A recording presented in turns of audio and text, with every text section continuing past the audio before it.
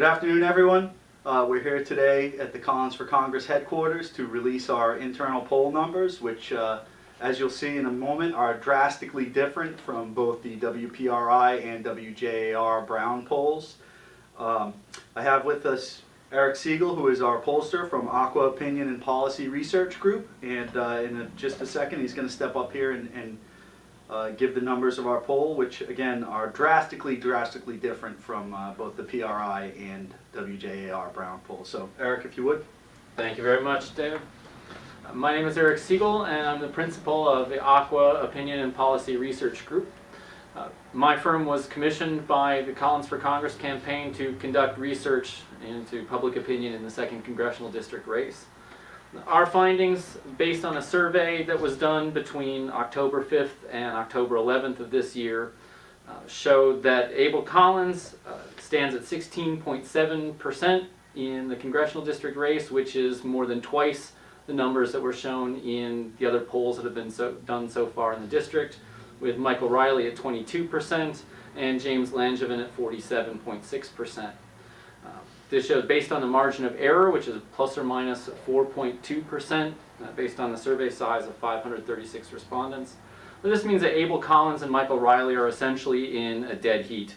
The higher end of Collins's numbers is greater than the lower end of Riley's numbers, given the margin of error for the poll. Our poll was conducted in a slightly different methodology than the other two that have been done so far, and we believe that this accounts for the difference in the results. We also believe that this methodology is superior to that conducted by the polls that have been done so far.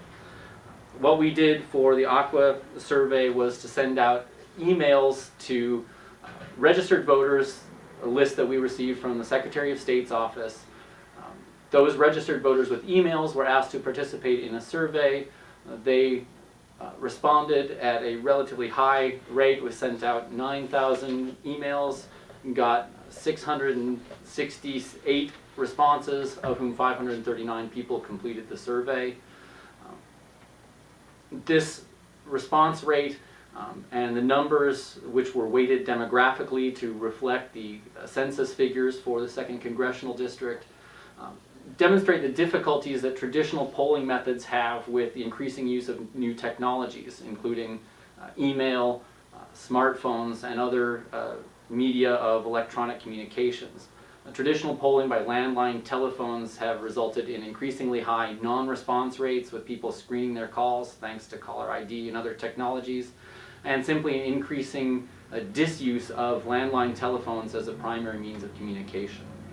Electronic delivery of surveys allows us to reach a larger number and a broader cross-section